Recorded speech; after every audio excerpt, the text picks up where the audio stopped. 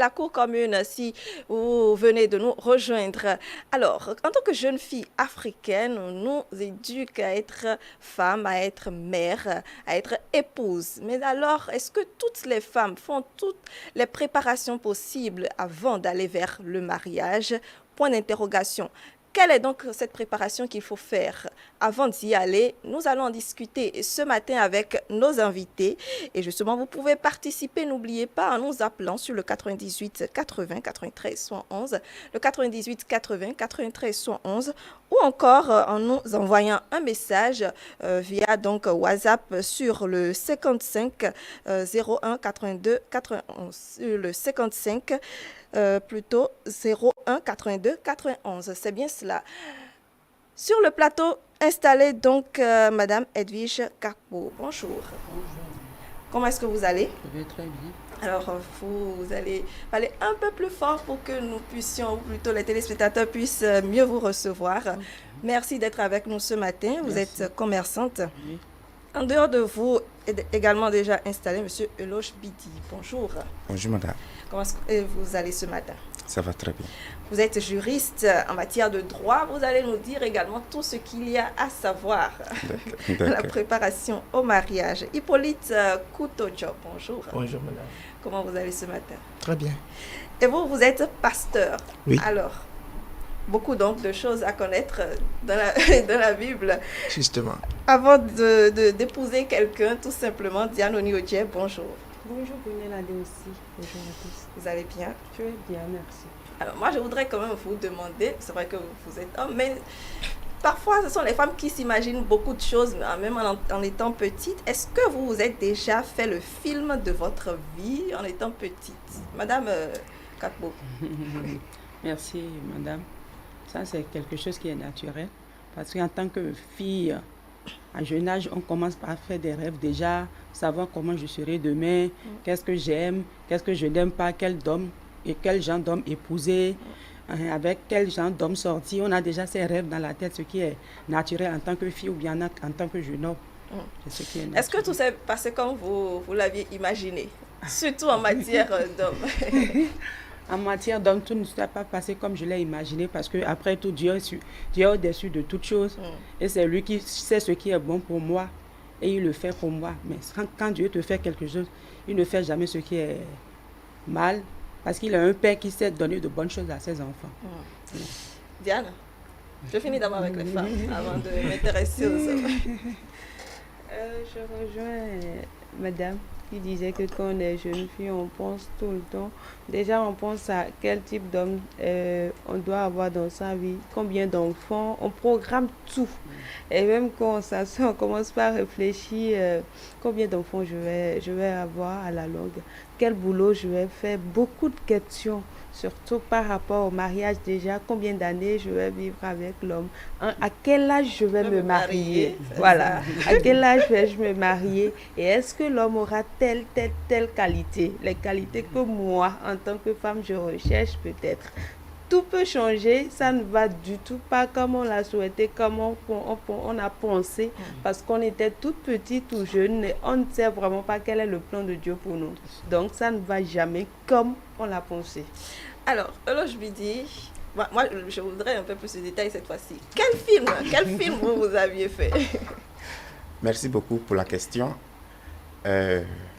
Concernant ce film que nous formons, je dirais que lorsqu'on était enfant, on se disait que avant qu'on se marie, il faut qu'on ait une fille ou bien une femme respectueuse, une femme qui est bien potelée. Ah, d'accord. Ah oui. Une femme qui s'est préparée. D'accord. Une femme qui pourra me respecter, oui. Respecter mes parents et respecter mes amis également. Donc nous avons beaucoup de choses. Parfois même, il nous arrive de dire que peut-être je vais marier une blanche.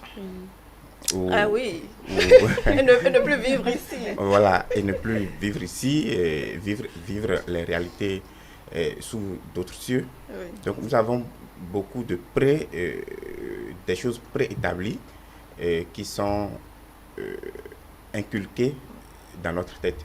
Mais à la fin de compte, ce n'est toujours pas ce que nous avons souhaité. Parfois, on y arrive, mais parfois, dans la majorité des cas, ce n'est toujours pas ce que nous prévoyons. Bon, j'espère que la femme est potelée. Bon, elle est à 50% semblable ou bien À ce que vous voulez. voilà, à ce que nous voulons. Mais 100%, je pense que ce n'est pas possible. Hippolyte Voilà. Couturier. Oui, bon, je vous remercie beaucoup pour la question. Chacun d'entre nous, en tant qu'être humain, depuis le bas âge, nous avons eu à connaître beaucoup de choses. Et déjà, quand moi j'étais tout petit, j'avais de grands rêves. De grands rêves, surtout sur ce plan. Et tout à l'heure, mon collègue vient de dire quelque chose, ça m'a un peu touché. J'avais tellement envie de me marier avec une blanche. Mais on remarque souvent que ce n'est toujours pas les mêmes choses qui s'accomplissent, qui se réalisent au fil du temps. Je ne sais pas si c'est un plan qui est hors commun, mais on ne peut que dire merci à Dieu. Pourquoi? Parce que Dieu connaît le besoin de chacun et qu'il sait à peu près ce qui peut aller avec chaque personne. Je ne dirais pas que cela a été un succès à 100%, mais je bénis le Seigneur. Amen. Oui. Alors, nous, de toute façon, avant de parler de mariage, il faut bien être en relation avec quelqu'un. Et ma foi, toutes les relations ne marchent pas forcément. Avec le temps, on pense que cette personne-là restera dans notre vie pour toujours, mais finalement, ce n'est pas du tout le cas et on a du mal à se repositionner encore et encore. Alors, de votre expérience, Edwige Kako, déjà, comment reconnaître qu'une relation est pour la vie? C'est un peu difficile. C'est un peu difficile parce que nous ne sommes que des êtres humains, nous ne sommes que des hommes. Et puis, l'homme est limité dans ses connaissances ou bien dans ce qu'il pense savoir. Mais Dieu n'est pas limité. Donc, nous ne pouvons pas exactement savoir si les relations seraient pour la vie. Seul Dieu peut le savoir parce que c'est lui qui est l'auteur du mariage, c'est lui qui a instauré le mariage. Donc, c'est seul Dieu qui peut le savoir. Sinon, l'homme est limité. Personne ne peut le savoir, si ce n'est que Dieu, selon moi. Et Hippolyte Couturier. Oui. Merci encore une fois pour la question que vous me posez, vous m'adressez ce matin. Ce fut un grand plaisir. Parce que aujourd'hui, je pense que c'est un sujet qui ne fait plus d'actualité dans nos diverses compagnies. Et puis, chacun se lève et fait ce qu'il veut. Quand on parle de mariage, c'est vraiment profond. C'est fort. Ce n'est plus un jeu d'enfant. Et puis, je m'en vais vous dire ce matin, mariage, c'est un mot, mais que je décompose en deux parties. D'accord. Première partie, je parlerai du mari. C'est une question de responsabilité. Deuxième partie, il y a l'âge qu'on va peut-être aborder au fil du temps lors de notre rencontre. Comment savoir si c'est la bonne personne ou ce mariage est pour la vie ou c'est cette Déjà, relation? Oui, déjà en début de relation, on a fait 1 an, 2 ans. Oui. Là, on peut se projeter, oui, c'est pour la vie. Effectivement, tout à l'heure, la dame vient de dire que c'est difficile. Mais je ne dirais pas que c'est impossible. D'accord.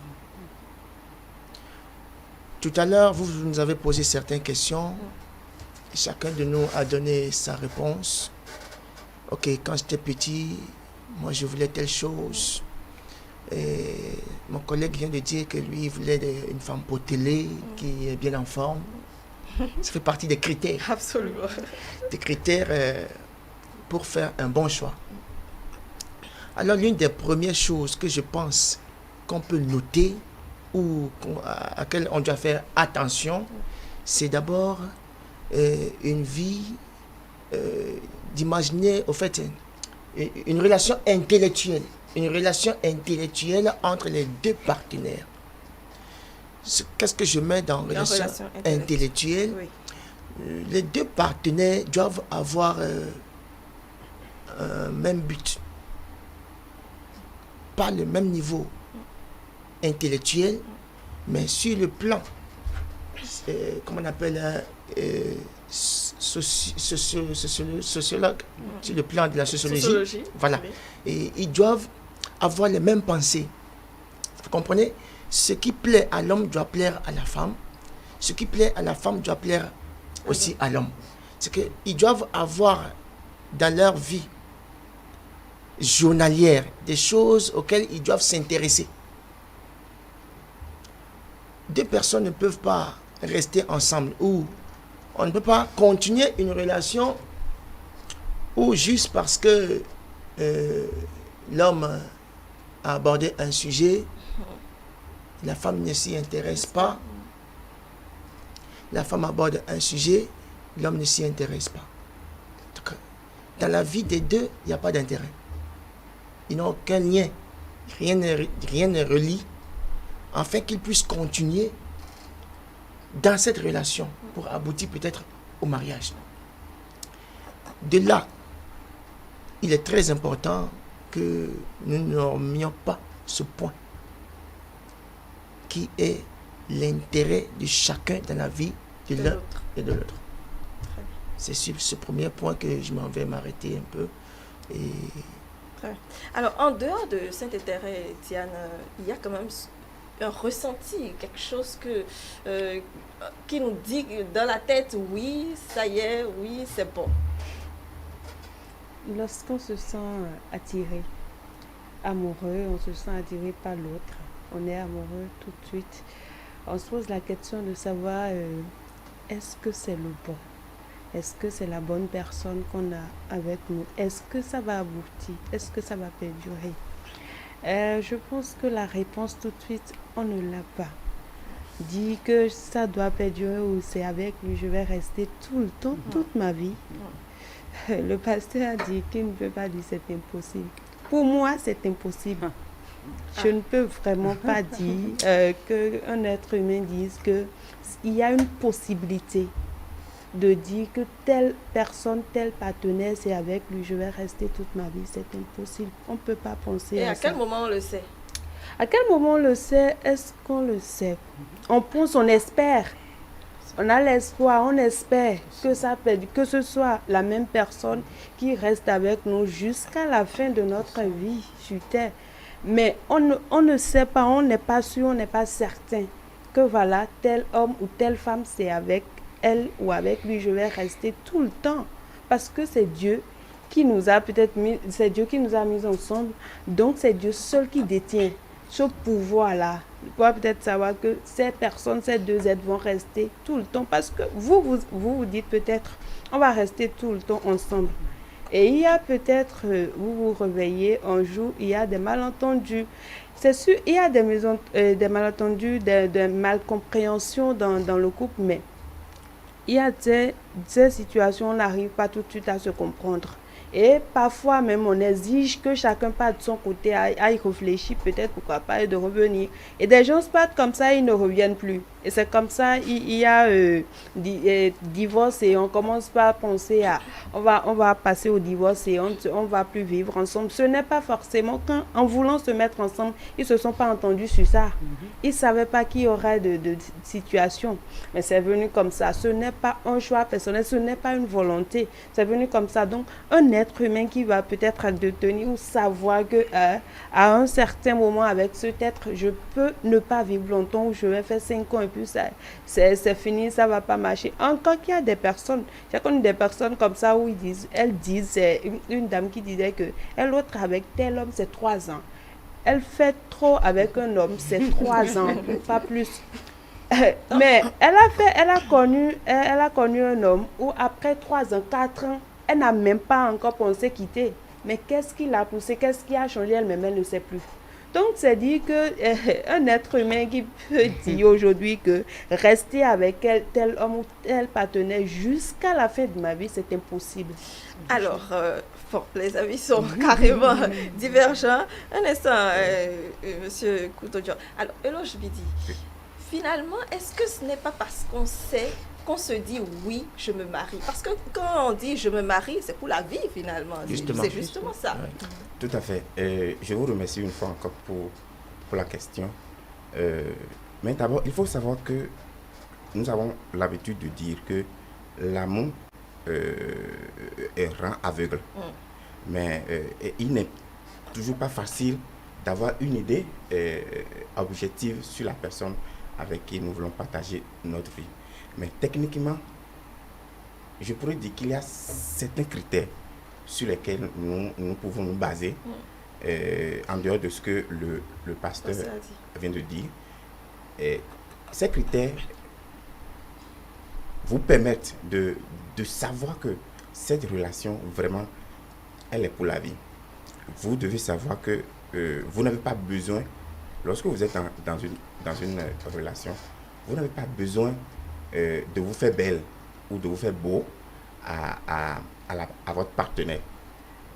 Même si parfois il est toujours nécessaire de le faire, vous n'avez toujours pas besoin de vous rendre beau ou bien de vous rendre belle. Parce que naturellement, et lorsque le partenaire vous voit, il vous trouve déjà magnifique. beau ou bien belle. Et ensuite, il sait toujours comment vous faire plaisir.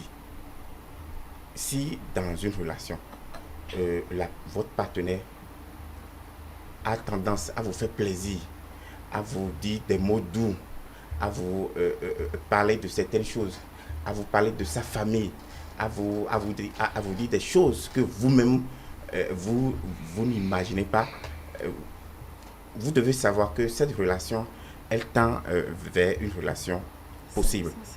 Et il vous écoute. Le partenaire, il vous écoute. Et il ne fait pas quelqu'un qui est...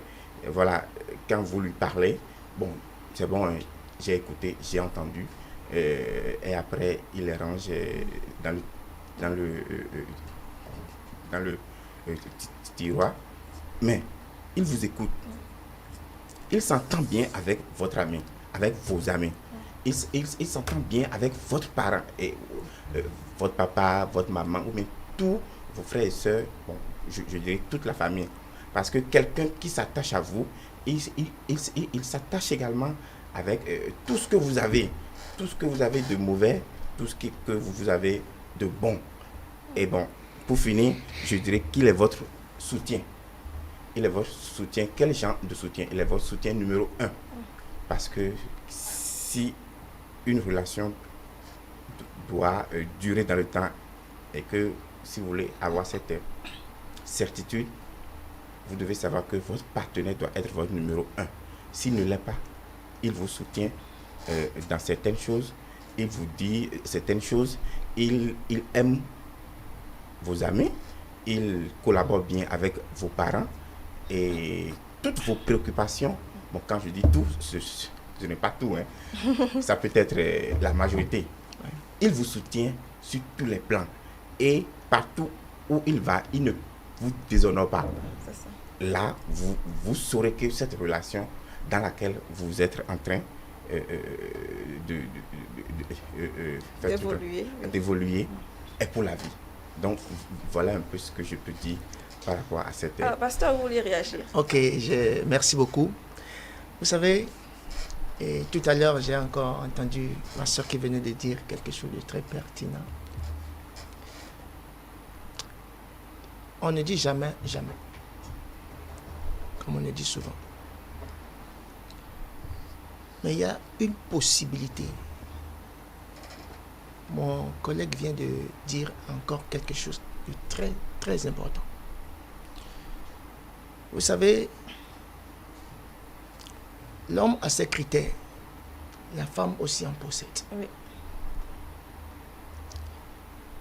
Et quand on est face à quelqu'un, dans une relation amoureuse, automatiquement, il y a les critères de l'homme et celles de la femme qui commencent à entrer en action.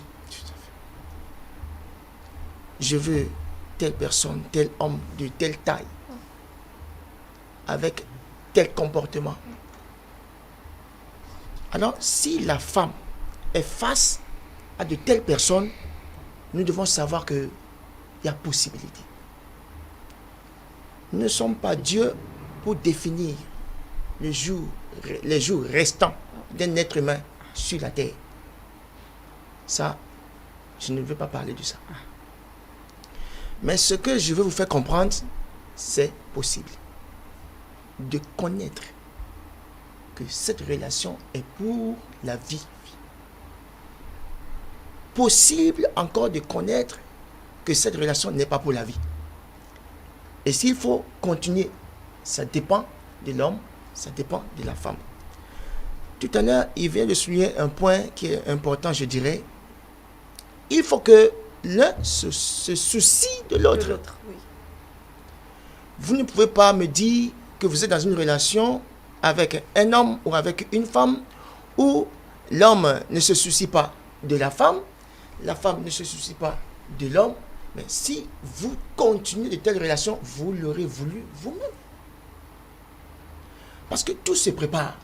On ne se lève pas du jour au lendemain pour dire « je rentre en mariage ». Ça se prépare depuis des années. Absolument. Et tout ce temps de préparation doit nous servir. Et nous devons recueillir beaucoup de choses. Cela sous-entend que ce temps de préparation, nous n'avons pas droit à l'erreur. Tout à fait. Si nous voudrions vivre avec quelqu'un pour la vie, et je ne vais pas étaler ma vie privée sur les antennes, mais vous pourrez nous en dire un petit bout, justement, si vous voulez. on dit qui n'a pas traversé la rive ne doit pas se moquer de celui qui se noie. L'expérience acquise en ce domaine me pousse à beaucoup parler. Et cela est très important si les jeunes filles, les jeunes hommes qui ne se sont pas encore mariés, s'ils peuvent en prendre soin et écouter, mettre en pratique ces genres de choses que nous aurons à dire ce matin, cela, il va pour leur bien. Parce que quand on rentre en mariage, il n'y a que Dieu qui décide du reste. Ce n'est en la capacité d'aucun être humain. C'est Dieu qui décide que ça continue. Quand il y a le feu, on reste. C'est lui qui décide. On ne fuit pas. On ne fuit pas. On ne fuit pas. Donc, il faut que l'un se soucie de l'autre. Appeler son petit ami, appeler sa petite amie, et quand il y a un souci, un problème qui survient dans la vie de quelqu'un, de l'autre, l'homme doit intervenir. Même, ce n'est pas forcément de l'argent, mais il doit quand même montrer qu'il est là, soutenir la femme. Il en est également les mêmes choses pour la femme, envers l'homme. Quand vous êtes face à de telles choses, vous devez savoir que cette personne peut rester avec moi du matin jusqu'au soir. Vous savez, je vais faire un peu retour en arrière vers les temps très anciens. Justement, on va y revenir. Vous allez nous raconter ça tout à l'heure, comment ça se passait. Alors, madame, nous avons parlé tout à l'heure des critères. Ma foi, parfois, on rencontre des personnes qui n'ont rien à voir avec nos critères, mais qui finalement sont les bonnes personnes. Merci. Je pense que le pasteur m'a rejoint, mon frère aussi m'a rejoint, parce que pourquoi je ne voulais pas trop parler sur l'autre point. Non, parlez, vous pouvez parler. Pourquoi je ne voulais pas trop parler sur l'autre point? Oui. Parce que la fin de toute chose, c'est Dieu qui sait. Le commencement, c'est lui qui sait. Nous pouvons avoir des idées, nous pouvons donner nos critères, nos caractères, ce que nous voulons de la femme ou bien de l'homme. Mais si Dieu ne met pas son tampon, c'est déjà une perte. Mais s'il met son tampon, c'est pour la vie. C'est pourquoi j'avais dit qu'on ne peut jamais dire que une mariage est déjà pour la vie. Seul Dieu peut le savoir. Bon. Par exemple, je donne moi mon exemple. J'ai toujours aimé les hommes géants qui ont la taille. C'est ma préférence. Mais Dieu ne m'a pas donné ça. Mais aujourd'hui, je suis heureuse dans mon foyer. la question à la bonne personne. Oui, Dieu ne m'a pas donné ça. C'est ce que un homme galant, bien, qui a la taille, beau. J'ai toujours aimé ça. Mais Dieu a vu que ça là, ce n'est pas ce qu'il me faut. Parce que c'est lui qui m'a fait. Il sait ce qu'il me faut. Il sait ce qu'il va m'accorder, ce qu'il serait avec moi pour toujours. Mais ce qu'il m'a donné, je ne le regrette pas. Nous sommes ensemble depuis 22 ans. Donc je ne le regrette pas. Donc je suis, comment dirais-je, je n'aime pas ceci, je n'aime pas cela, j'aime ceci, j'aime cela. Tu peux beau avoir tout ce que tu aimes, mais tu ne vivras pas heureuse. Tu ne vas pas vivre heureuse. Tu as dit, tu peux vouloir les femmes qui sont en bon point, qui ont la taille, peut-être courte de taille, elle sait s'habiller, elle sait faire ceci. Parce que l'homme d'abord voit l'apparence, mais Dieu lui voit le cœur. Et Dieu voit le cœur de cet homme qu'il veut te donner ou bien de cette femme qu'il veut te donner. Donc il faut toujours baser ses choix. Seigneur, je veux ceci, ou bien Dieu, je veux ceci. C'est mes principes, c'est ce que je souhaite, c'est ce que je veux. Mais que ta volonté soit faite. Donne-moi ce qui me fera plaisir, ce que, en tant que père, parce que c'est Dieu d'abord qui est notre père, avant d'avoir des parents physiques. Donc il sait bien ce qu'il te faut. Il va te donner, tu ne vas pas le regretter de ce qu'il t'a fait le choix. Parce que lui, ses choix, il n'y a pas d'erreur dedans. Il fait de bons choix. Donc c'est ce que je peux dire pour ne pas trop parler. Merci. Très bien. Alors, également, un autre aspect est sorti dans la préparation au mariage, dans le choix donc, de cette personne, l'entente avec la famille. L'entente avec la famille. Et si la personne, si les parents n'acceptent pas la personne, est-ce qu'il faut jeter tout aux oubliettes, Diane? Si la personne ne s'entend pas avec la famille, je pense que ça dépend la contribution du partenaire, il va dire que ce soit l'homme ou la femme. Parce que l'entente avec la famille est très très importante. Il y a la famille avant le partenaire. C'est parce que la mère est là ou le père et la mère sont mis ensemble pour qu'il y ait le partenaire, votre partenaire. Donc il doit forcément y avoir d'entente avec eux, que ce soit avec les belles-sœurs, les beaux-frères et tout. Et s'il n'y a pas d'entente, ça dépendra du partenaire qu'on a avec soi. Parce que s'il n'y a pas d'entente, le partenaire sait. Donc il peut discuter avec sa famille ou voir comment est-ce qu'il connaît mieux sa famille. Voilà, il connaît mieux sa famille. Il peut voir comment est-ce qu'il faut peut-être communiquer avec son partenaire ou sa partenaire pour qu'il y ait peut-être d'entente. Qu'est-ce que la belle famille n'aime pas, qu'est-ce qu'ils aiment. Ou si le partenaire faisait des pas ou que la belle famille ne conçoit pas forcément, c'est à lui de mettre sa petite amie ou son petit ami sur les rails et lui dire voilà, il y a tel point, tu ne dois pas peut-être aborder. Il y a des pas où il y a des paroles que tu ne dois pas peut-être dire avec la belle famille. Et comme ça, je pense que ça irait mieux. Je pense, pour que tout aille bien avec la belle famille, ça dépend du partenaire. Et si je prends le cas de ces belles familles où ça ne va du tout pas avec la bru ou l'homme.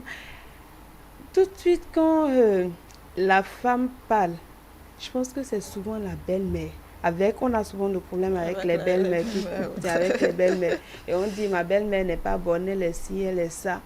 Il y a que dans certains foyers, dans certains couples, l'homme décide, s'il connaît sa mère, il connaît ses parents, il décide, il dit à la femme, reste à l'écart, je ne veux pas que tu parles, même s'il y a n'importe quelle situation, je ne veux pas que tu parles, c'est moi qui gère.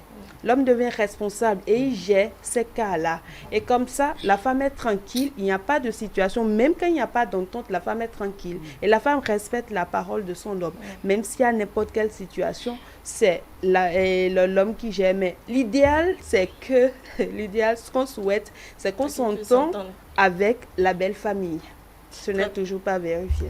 Alors, je lui dis. D'accord, merci beaucoup. Moi, j'irai un peu plus sur le plan technique. Oui. En Afrique, quand on se marie avec la famille.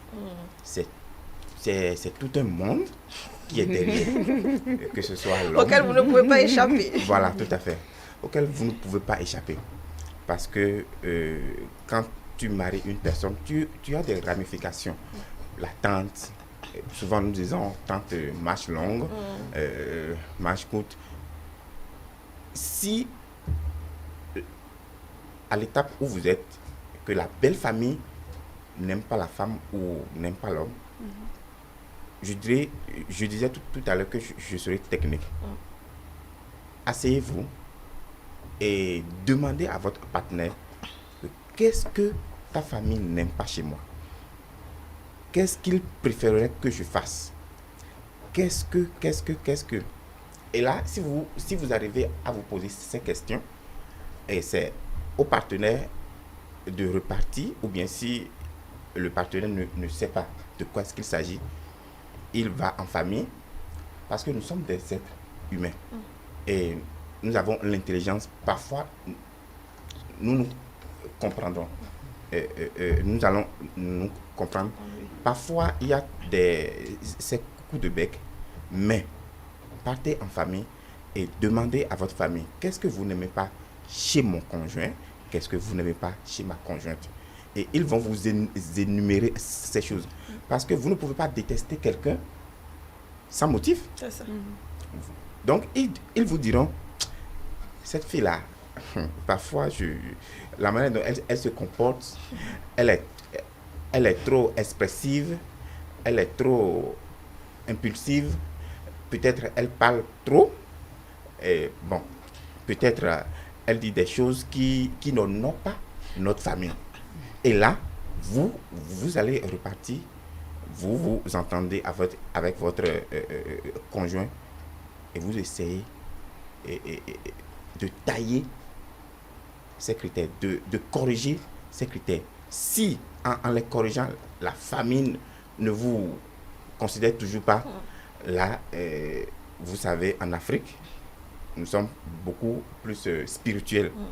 Mettez ça en prière. Il faut prier, c'est ça. Voilà. Pour que ça puisse aller. Pour que ça puisse aller, mettez ça en prière.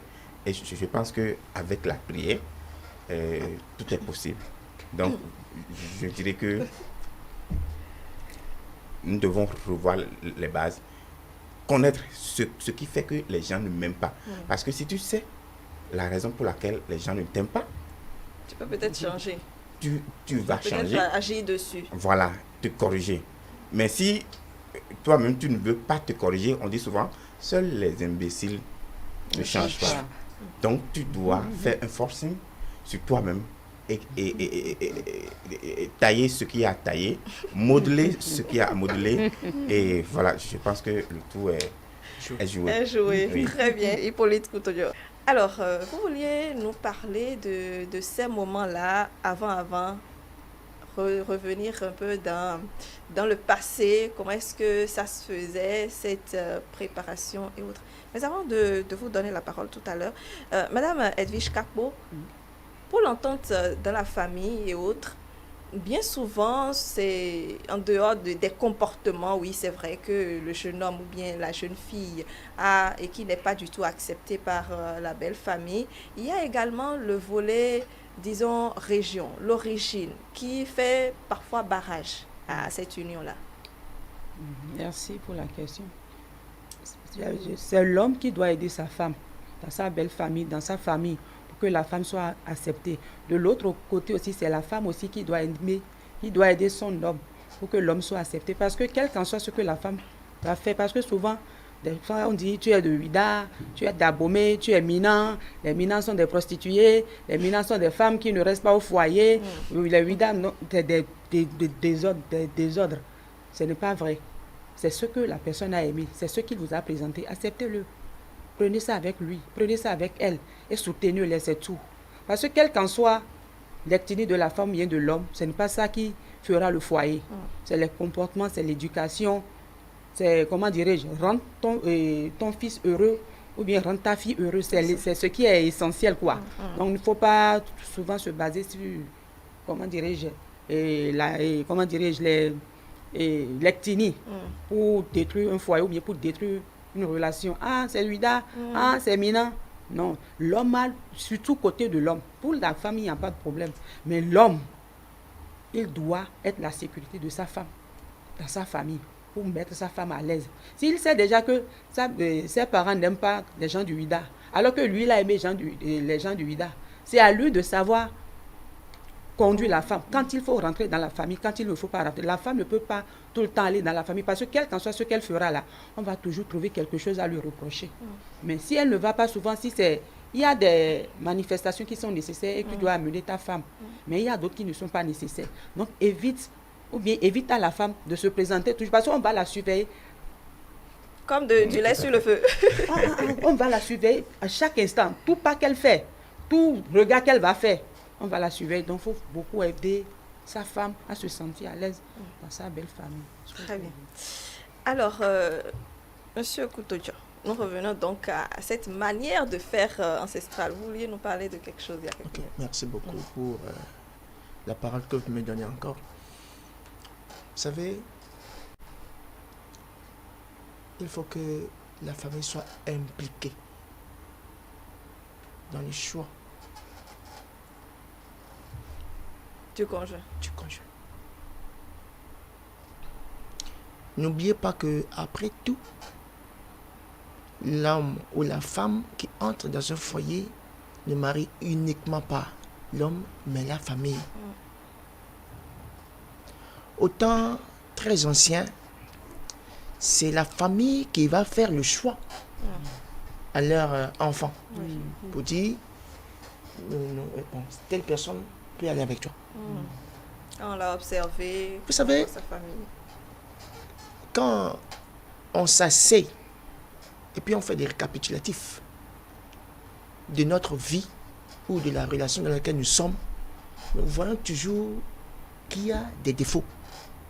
Vous comprenez? La famille a un très grand rôle à jouer dans le choix du conjoint de l'homme ou de la femme. Mais n'impose pas. C'est ça. La famille n'impose pas, mais peut donner des conseils. Des conseils qui peuvent aider ce jeune homme ou cette jeune fille à faire un bon choix qu'il ne va pas regretter demain.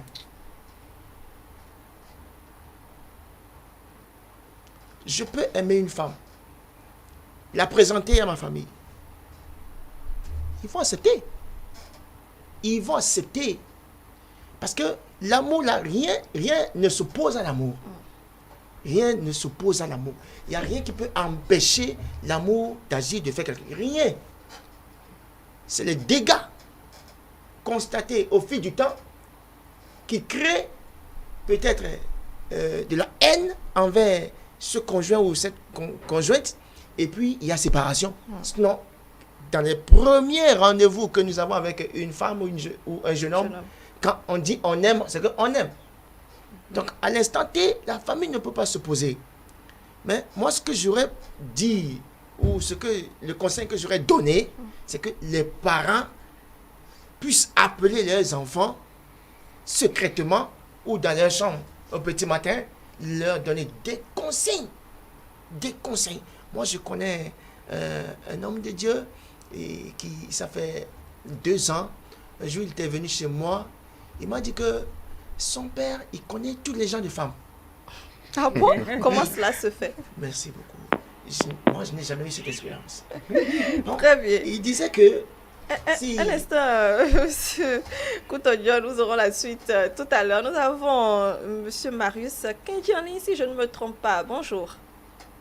Bonjour, Brunel, bonjour à tous ceux-là qui sont sur le plateau et également bonjour à tous ceux-là qui accordent de l'attention à cette émission que vous faites tous les matins et depuis lundi, vous étiez là.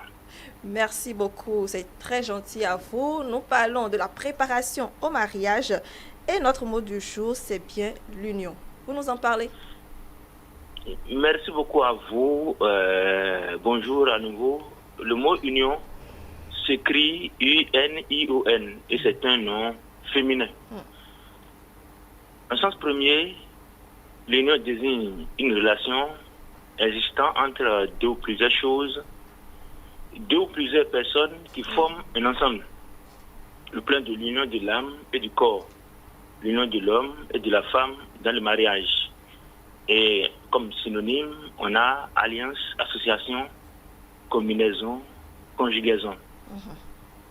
En sens 2, l'union peut désigner un mariage, un lien conjugal, Oui. une union réussie.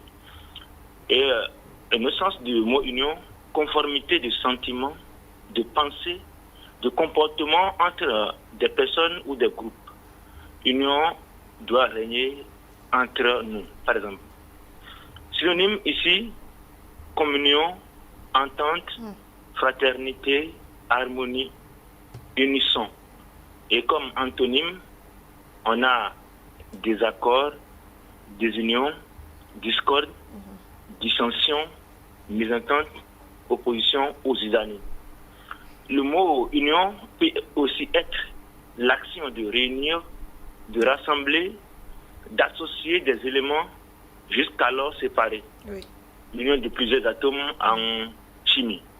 Et comme synonyme, on a amalgame, fusion.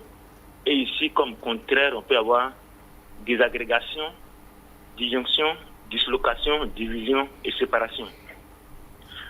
Dans un autre sens plus large, l'union désigne un groupement de personnes ou de collectivités associées pour mener une action, défendre une même cause. Une union de consommateurs, une union de journalistes, non pris par certaines de ces associations. Et comme synonyme, on a fédération, groupement, ligue et rassemblement.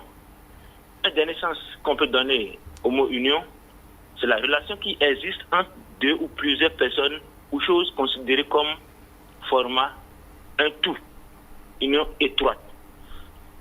Et restant dans la thématique du jour, oui. La préparation au mariage, on peut dire que l'union est une relation réciproque qui existe entre deux ou plusieurs personnes vivant en commun. Et la phrase que je propose ici, c'est l'union des cœurs. Et comme synonyme, on a accord, attachement.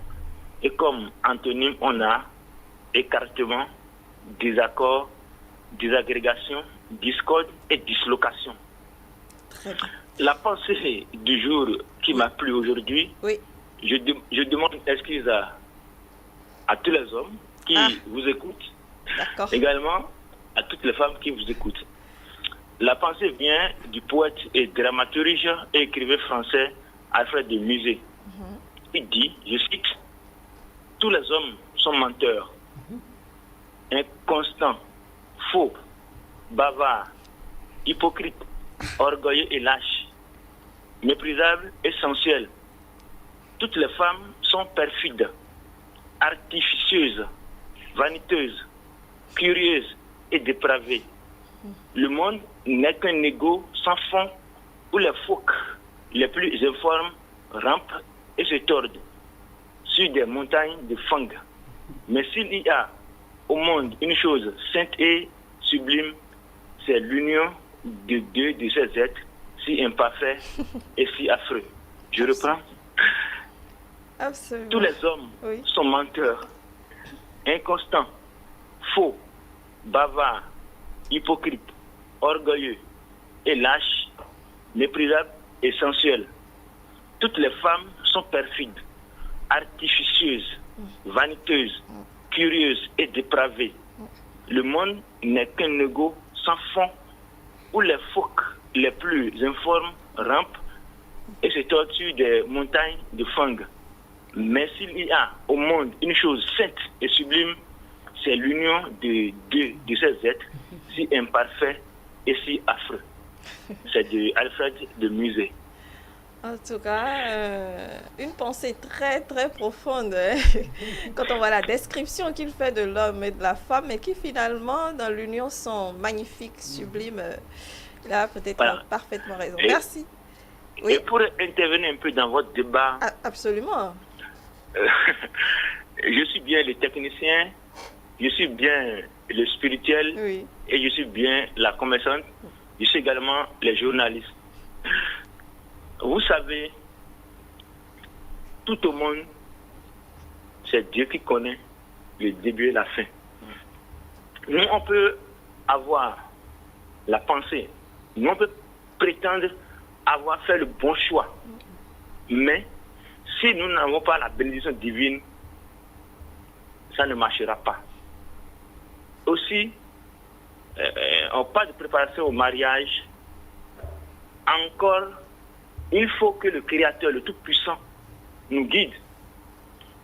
La pensée, vous avez vu, enfin, il a dit imparfait et si affreux.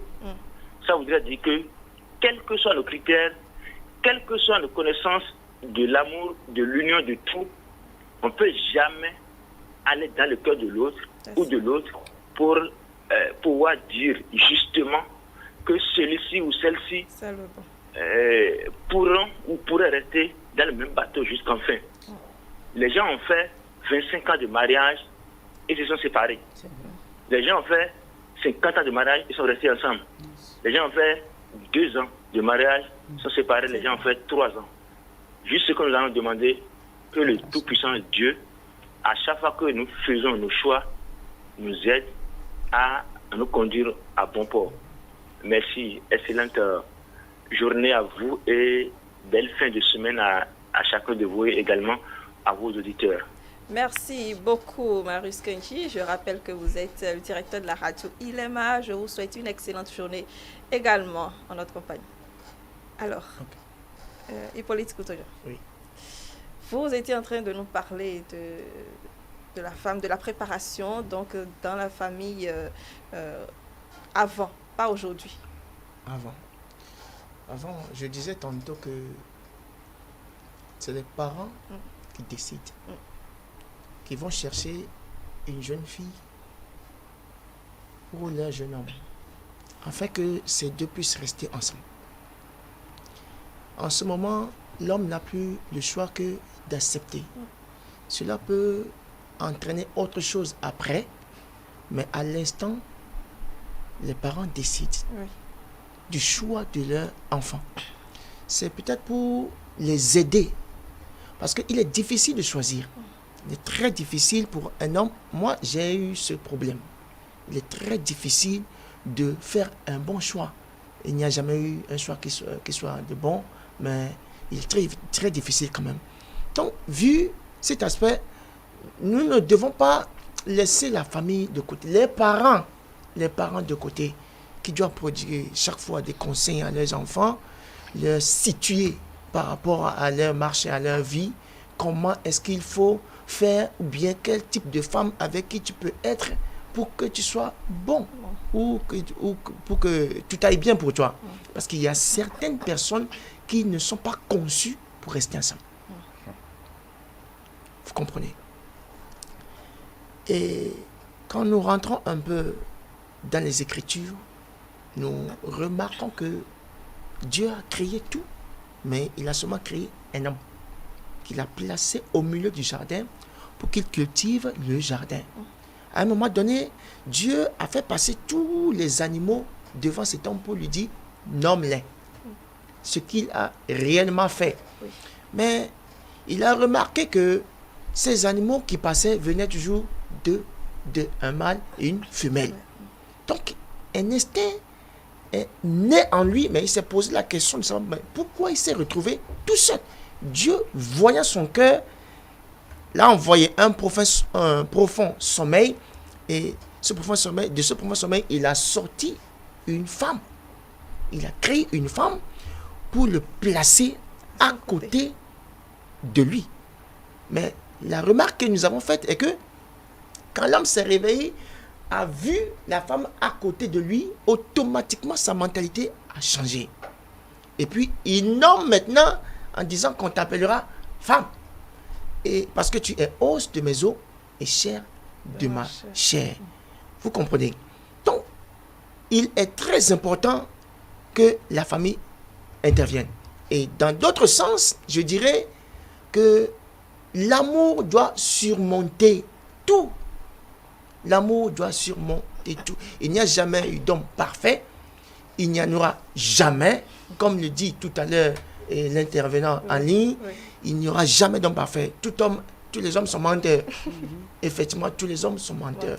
Parce qu'on n'arrive pas réellement à réaliser ce que nous avons eu à dire à chaque fois. Donc, pour ce faire, il doit avoir l'amour qui doit surmonter toutes choses. Quand l'amour abonde quelque part, toutes les autres choses là, ça peut se gérer. Alors, toute cette, ma foi, beaucoup d'informations. Moi, je voudrais quand même savoir, en dehors de choisir son homme, en dehors du choix qu'il faut faire, qui doit être peut-être le bon, en tout cas, on espère que ce soit le Le bon, bon. justement. Est-ce qu'il ne faut pas aussi être prêt intérieurement au mariage? Il y a une...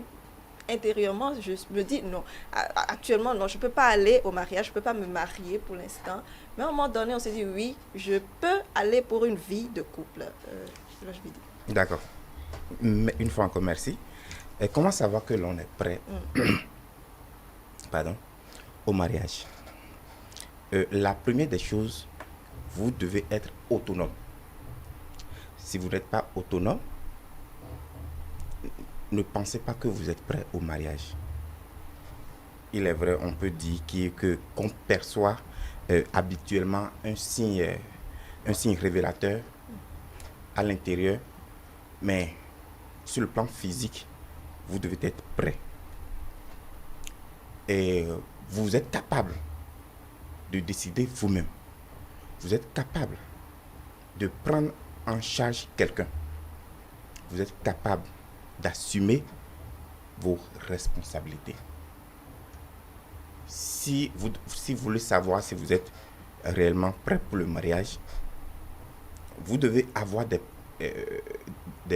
plans pour l'avenir. Si vous n'avez pas de plan pour l'avenir, ne vous imaginez pas être dans un couple avec une femme ou un homme. Cela est impossible. Vous devez pouvoir et compter sur vous-même et sur votre partenaire. Parce que quand on se met ensemble, on ne se met pas ensemble pour faire les choses seul. On le faisait quand on était seul. Mais dès à présent, on ne le fait plus. On fait les choses ensemble.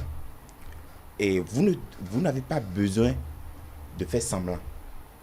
Si vous pensez, si vous devez savoir si vous êtes prêt au mariage, évitez les choses par lesquelles vous faites semblant. J'ai de l'argent, j'ai un véhicule, tu sais, mes parents, ils sont nantis. Oui. Je suis sorti d'une famille riche. Et évitez de faire semblant. Sinon, si vous le faites une fois dans le foyer, je vous assure que le foyer ne va pas tenir. Et je dirais encore être la meilleure version de soi-même. Qu'est-ce que j'aimerais dire par là? Et vous devez être la personne sur qui votre partenaire doit compter. Si vous n'êtes pas la meilleure version de vous-même, si votre partenaire peut avoir des idées, des choses, des idées nobles sur vous, mais en réalité, vous n'êtes pas ce qu'il pense de vous. Et à la longue, je pense que ça ne fera pas l'affaire. Et il faut vous connaître par cœur. Si vous ne vous connaissez pas par cœur, là, vous n'êtes pas encore prêt au mariage. Vous ne savez pas ce que vous voulez. Vous ne savez pas qui vous êtes. Je ne pense pas que vous êtes encore prêt pour pour le mariage. Et je dirais également qu'il faut rendre l'autre heureux. Parce que vous voulez vous engager dans un mariage. Quand même, le minimum, rendre l'autre heureux. On ne se marie pas pour mettre, comme nous avons l'habitude de le dire, pour mettre la corde au cou. Non. Je me marie pour me rendre heureux et rendre mon partenaire ou ma partenaire heureuse. Chaque fois, je me rappelle quand j'étais au nord, vous permettez, Il n'y a pas de souci. j'étais dans une maison et l'homme était courte de taille. Et la femme était une femme géante. D'accord. Et je vous assure, il n'y a pas cette semaine où l'homme n'est pas battu par la femme. Et je me dis, mais en assistant à ce scénario, si je me marie, est-ce que je serai heureux? Chaque fois, la femme bat l'homme, son mari, et devant leur fille. Wow. Ils ont une petite fille. Et quand ils commencent, la fille se met à l'écart. Et je me dis, mais lorsque je vais me marier, est-ce que je serai heureux en étant seul? Je suis heureux. Mais je vais me marier maintenant et commencer... Et me retrouver dans la même situation. Et me retrouver dans la même situation. Et ça, la faute vient toujours de l'homme. Si on analyse, ça vient toujours de l'homme. Ce qui veut dire que nous devons penser rendre l'autre heureux. On ne doit pas être heureux seul. Nul n'a le droit d'être heureux tout seul. Oui. Parce que quand tu es heureux, forcément, l'autre également doit l'être. Parce que si tu es heureux seul, je ne vois pas à quoi est-ce que ça sert. Ça sert finalement. Parce que le fait d'être heureux doit également aider les autres, en particulier ta partenaire, ou bien ton partenaire, ou bien tes enfants. Donc avant, pour savoir que l'on est prêt pour le mariage, je pense que nous devons avoir ces critères avant de s'engager dans le mariage. Très bien. Oui. Edwige Capo, vous avez suivi toute cette liste-là. Est-ce que vous êtes d'accord? Que dirais-je? Sinon, si tu es une femme et tu vois que tu es prête pour le mariage, il faut avoir l'humilité. Si tu n'as pas l'humilité là, ne pense pas aller au foyer. Ce n'est pas la peine. Parce que tu as déjà échoué d'avance. Tu dois être humble envers tes parents, envers les gens qui sont un peu plus âgés. Parce que quand tu n'arrives pas à avoir déjà cette habitude d'humilité, oui, tu ne peux pas le faire au foyer. Ça là, c'est clair. C'est pourquoi la Bible même a recommandé que homme, aime ta femme. Femme, sois soumise. Parce que là où il y a l'humilité, il y a aussi l'amour. L'amour n'est pas fonctionnel sans l'humilité. L'amour est fonctionnel avec l'humilité parce que chaque homme aime qu'on le respecte, aime qu'on le considère, aime qu'on lui donne de la valeur. C'est vrai, tout à l'heure, monsieur Eloge a dit, tu dois rendre l'autre heureux. L'autre aussi doit savoir qu'elle va te rendre heureuse. On se marie pour se rendre. Toi, tu vas vouloir tout faire pour rendre ton mari heureux. Lui va vouloir tout faire pour te rendre heureuse. Vice versa, vous les deux, vous devez participer à l'harmonie de votre foyer, à l'harmonie de votre couple. Si ce n'est pas comme ça, ne pense pas te marier. Tu ne dois pas aussi être une femme qui pleure en tout le temps, ou bien à chaque fois qu'il y a des problèmes, tu vas chez les parents pour aller dire, tu n'es pas encore prête. Tu ne peux pas être aussi une femme qui ne va vouloir rien faire, rester à la maison. Tu ne contribues pas à l'avancement du foyer. Tu dois toujours vouloir aider ton mari parce que tu ne peux pas dire que tu veux rendre quelqu'un heureux sans que tu ne l'aides pas. C'est faux. Tu ne peux pas vouloir rendre quelqu'un heureux sans que tu ne l'aides pas, tu ne l'aides en rien. Il ne s'est pas marié pour prendre toutes tes charges. Parce qu'avant qu'il te marie à toi, tu te suffisais toi-même. C'est pourquoi il faut avoir son travail, son job, avant de penser au mariage. Et il faut voir aussi que, est-ce que je suis responsable? Parce que toi, la femme, tu dois éduquer tes enfants. L'éducation, ce n'est pas... L'homme est dedans, mais la grande partie, c'est pour la femme. Donc, si la femme rate l'éducation de ses enfants, l'avenir ne serait pas bon. Donc, tu dois réellement être une femme. Tu ne dois pas aussi trop avoir des amis autour de toi. Parce que ces amis-là peuvent t'induire dans l'erreur. Il y a d'autres femmes qui ont des amis partout. À chaque fois, quelqu'un vient pour leur demander, c'est des amis par-ci, par-là. Non, ce n'est pas trop bien pour le foyer. Parce que ces amis-là, ça dépend de l'éducation qu'ils ont eue. Et ça dépend, parce que moi, je dis souvent, quand je veux me marier, et je suis une femme, ou bien j'ai déjà l'âge de me marier, je dis souvent, tu ne vas pas dire, je vais pour revenir. Si tu ne te dis pas, je vais pour revenir, tu dois faire le sacrifice qu'il faut pour aller ne pas revenir. C'est vrai que tout est spirituel. Avant que le mariage ne soit physique, c'est déjà spirituel. Il y a des cas qui viennent et puis c'est spirituel. Ces cas-là, c'est différent. Mais si ce n'est pas ces cas-là, si ça dépend de toi, tu dois savoir que je vais là-bas pour aller me sacrifier, pour rendre mon mari heureux. L'homme aussi doit savoir que je me marie pour me sacrifier, pour rendre ma femme heureuse. Donc chacun doit jouer sa partition pour que le mariage soit complet. Très bien. Alors, en dehors de tout cela, nous allons suivre quelques téléspectateurs qui ont été questionnés sur le sujet. On suit leurs avis, on revient.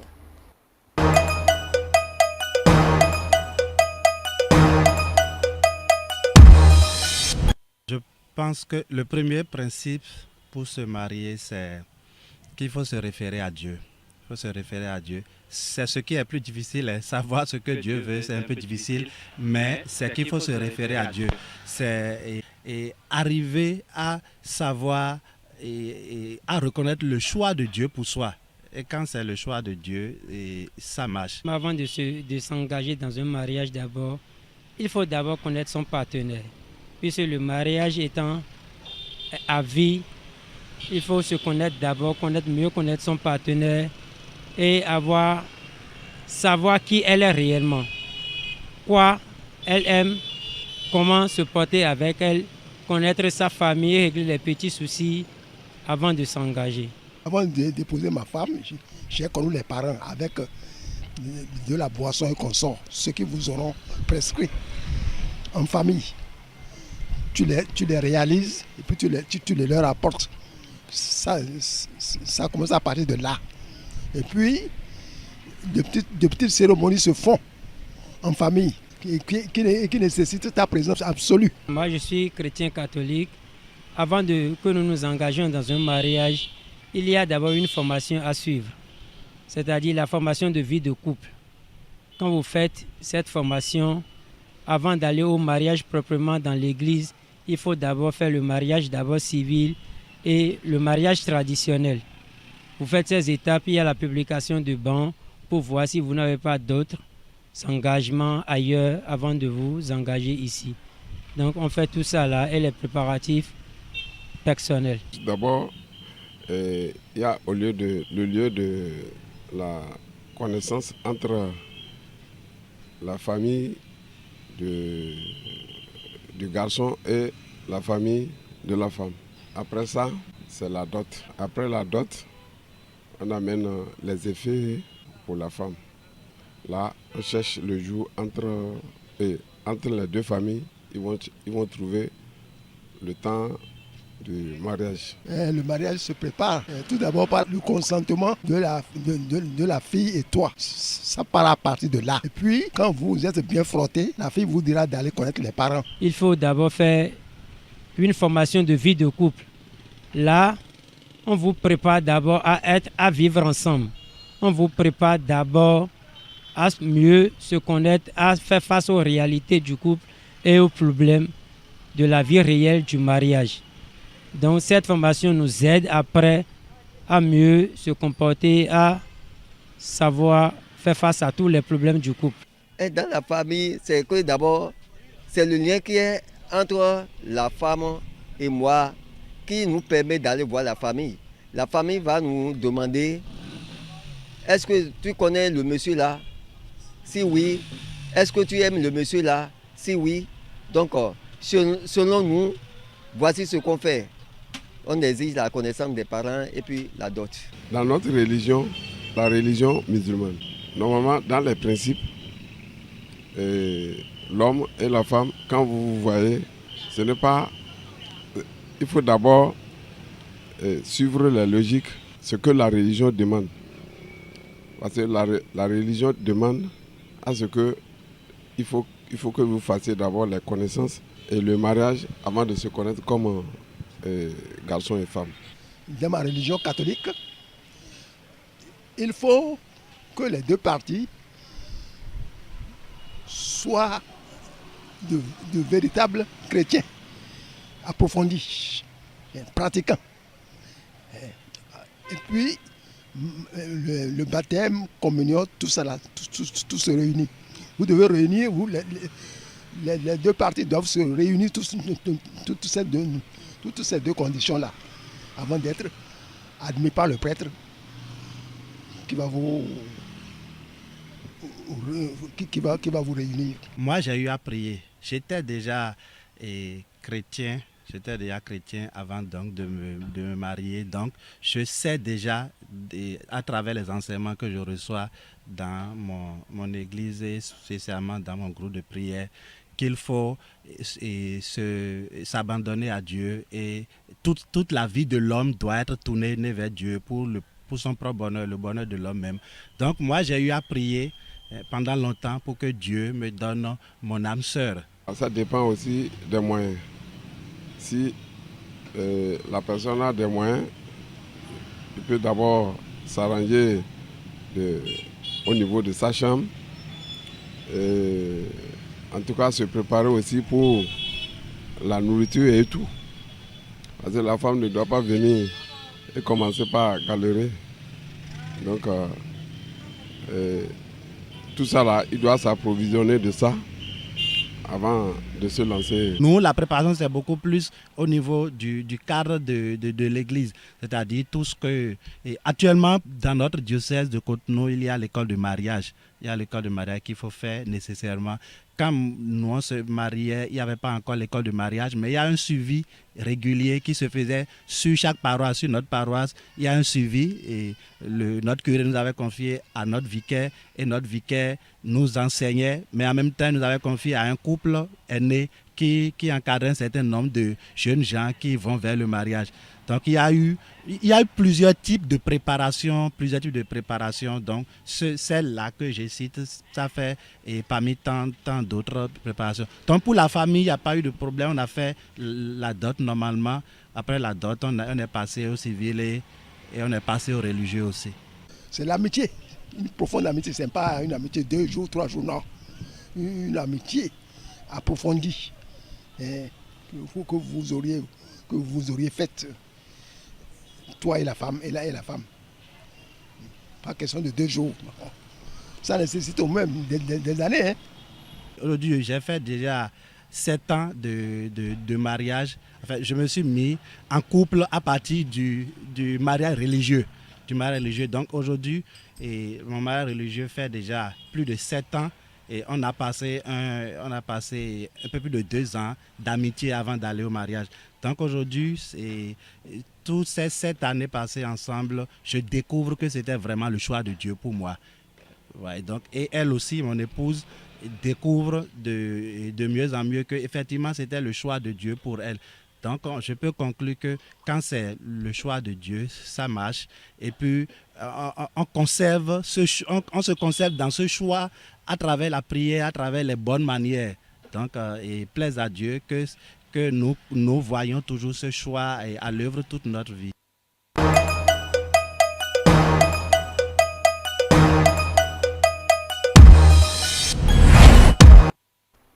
Voilà, donc c'était la question du jour, les avis des citoyens sur le sujet de la préparation au mariage, ce qu'il faut faire, ce qu'il faut connaître.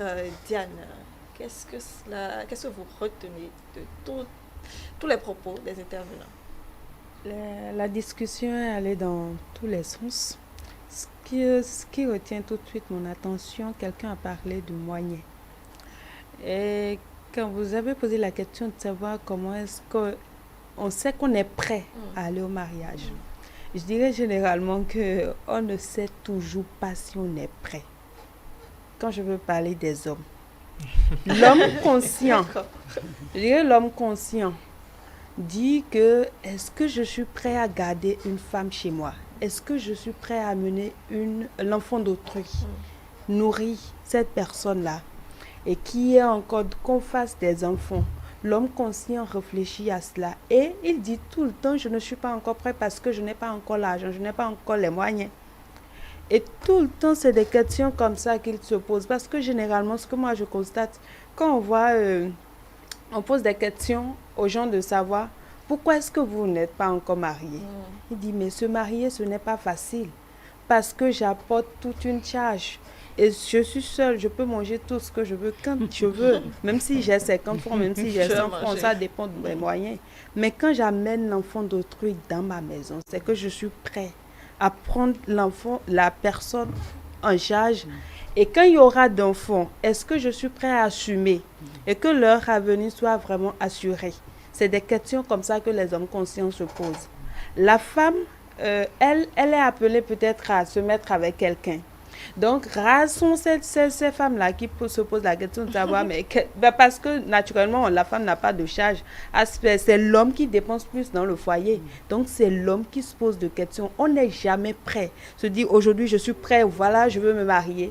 Non, je n'ai pas... Se lever, dit, je suis prêt, je veux me marier. On se jette à l'eau. Et puis, on espère que ça prospère. Et on se dit, quelqu'un a parlé de la spiritualité, qu'il faut prier le choix de Dieu, ça aboutit et puis ça va. Quand on se jette à l'eau, on espère que ça aboutit, on prie Dieu.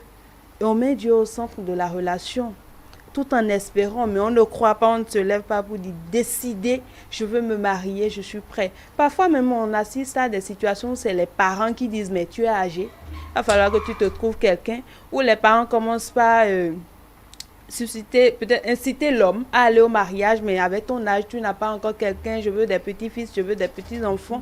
Et comme ça, l'homme pense à aller au mariage. Peut-être à compte créé, quand l'homme se marie, à la suite, ça marche. Et peut-être il peut remercier ses parents pour dire, vous avez peut-être fait que aujourd'hui, j'ai fait le bon choix, je suis dans une famille comme ça marche. Mais se lever du jour au lendemain, dire, je veux me marier. C'est beaucoup de questions. Très bien. L'affaire de moyens. On réfléchit beaucoup à la question. Mais avant d'aller plus loin dans l'argent, il y a un aspect qui est quand même ressorti dans presque tous les propos, c'est le côté religion, qui est fondamental pour presque chaque intervenant. Donc, Dieu au centre de tout. Pasteur. Que le Seigneur vous bénisse. Vous savez, Dieu, il est l'initiateur du mariage. Et il est important que tout être humain se tourne vers lui pendant qu'il est temps qu'il veut se marier. Je vais parler dans deux sens. Du côté de la spiritualité. Quand nous rentrons un peu dans le monde où ce n'est pas Dieu, vous allez remarquer que les parents vont consulter des trucs, des choses, pour vérifier exactement est-ce que ça peut caler. Est-ce que ça peut aller avec le choix de mon fils, de ma fille? Ça, c'est un peu, c'est l'autre côté, ça. Bien sûr.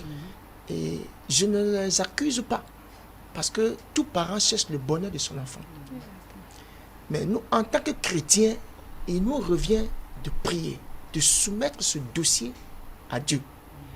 Parce que le mariage, Jésus a chanté, c'est pour le meilleur et pour le pire. Il ne faudrait pas qu'aujourd'hui, que ça soit bon, on est ensemble, et quand ça disjonne demain, et toutes les deux parties, il y a division, parce qu'il n'y a plus à manger, il y a beaucoup de couples comme ça. Il n'y a plus de la nourriture, il n'y a plus de l'argent pour faire peut-être l'abonnement Canal+. Et puis, il y a des petites discussions qui commencent par naître, et puis ça casse. Donc, je m'en vais dire tout de suite là, qu'il faut d'abord prier. Prier aussi, il faut faire attention. D'accord. Pourquoi? Il faut faire attention. Pourquoi? Parce que ce que quelqu'un aime, il lui est difficile de l'abandonner. Vous comprenez? Je vais m'expliquer. Parce qu'il y a beaucoup de personnes qui prient, qui ont des révélations sur une telle fille ou tel monsieur, mais en réalité, ils n'aiment pas. En réalité, il n'y a pas d'amour. Vous comprenez? Il faut vivre avec quelqu'un que tu aimes. Moi, j'ai eu cette expérience. J'ai prié. J'ai vraiment prié. Et je m'avais souligné un trait très important vis-à-vis de certains leaders spirituels qui posent certains actes qui ne sont pas trop cool. Comment? On ne choisit pas à un homme une femme. On ne choisit pas à une femme un homme. C'est la catastrophe. Il y a beaucoup de foyers qui sont détruits parce que c'est le choix peut-être de leur pasteur, le choix de la maman pasteur pour la fille ou pour l'homme. Mais en réalité, ce n'est pas le choix de l'homme, ce n'est pas le choix de la femme. Quand déjà ils ont une base comme ça, quand il y a un problème qui survient demain, il y a catastrophe. Ils disent que c'est le pasteur, ils disent que c'est la maman pasteur. Ils commencent par condamner. Donc, l'important est que la personne lui-même là aille à la rencontre de Dieu, qu'il prie pour demander l'orientation de Dieu. Moi, j'ai eu à prier parce que tout homme voudrait un homme, tout homme voudrait une femme pour l'aider, parce que Dieu a créé la femme pour aider l'homme. Vous comprenez? Dans le foyer, c'est ça. On se complète. J'ai pas, tu as, tu donnes. C'est une question Tu possèdes de complémentarité. De complémentarité. Donc s'il n'y a pas ça dans un foyer, ça ne passe pas. Donc il faudrait nécessairement que nous prions. Dieu donne orientation. Dieu, il donne orientation. C'est en cela que je parlerai de religion. Vous comprenez? Donc un chrétien, l'intervenant a dit tout à l'heure quelque chose vraiment que j'ai aimé. Oui. Oh, ils étaient tous chrétiens, catholiques, et puis tout allait bien. Donc le prêtre même a approuvé. Donc je ne peux pas dire qu'un chrétien aille s'associer ou s'allier avec un non-chrétien ou une non-chrétienne.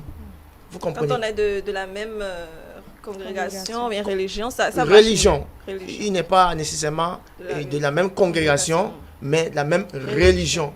Parce que quand nous suivons même les Écritures, vous allez voir Abraham qui voulait choisir une femme pour son fils, demande à son intendant d'aller dans sa patrie. D'aller dans sa patrie. Mais là, il n'est pas question de prière. Il est question de religion. Maintenant, dans la religion, il y a le même enseignement qui est donné peut-être à tous les membres de la religion. Vous comprenez? Ils ont tous les mêmes craintes. Ils ont tous les mêmes amours qui sont innés en eux, selon l'enseignement qu'on leur prodige. Donc, il a dit, allez dans ma patrie, chercher une femme pour mon fils. Oui. Et il a fait jurer à son intendant, je t'en prie, ne va pas chez les Cananéens. Vous comprenez? Donc, sans que nous allons peut-être à la prière, nous pouvons nous baser sur ces genres d'indices-là pour choisir la personne. Ça, c'est le côté un peu spirituel. Moi, j'ai prié et Dieu m'a révélé. Je n'ai pas vu le nom de la personne, ni le visage de la personne, mais j'ai vu comment est-ce que la scène s'est produite. Parce que Dieu donne des indices. Dieu donne des indices. Et exactement, ces indices ont été comme ça. Et le jour où je l'ai vu, je l'ai dit, écoute femme, c'est toi l'os de mes os, la chair de ma chair. Elle n'a pas pris peur. Elle a pris peur. Elle a pris peur. Un instant. Oui, un instant. Nous avons un téléspectateur en ligne. Allô? Allô, bonjour. Bonjour monsieur, comment vous allez? Comment ça va, monsieur 3P? Monsieur 3P, bienvenue sur le plateau. Comment vous vous portez? Très bien. Et vous? Vous savez, ces genre de discussion, oui. J'aime vous écouter un peu, quoi. Merci. Et ce que je vais vous dire, après mariage, et avec mon âge, je sais que moi j'ai franchi toutes les étapes que vous êtes en train de dire là.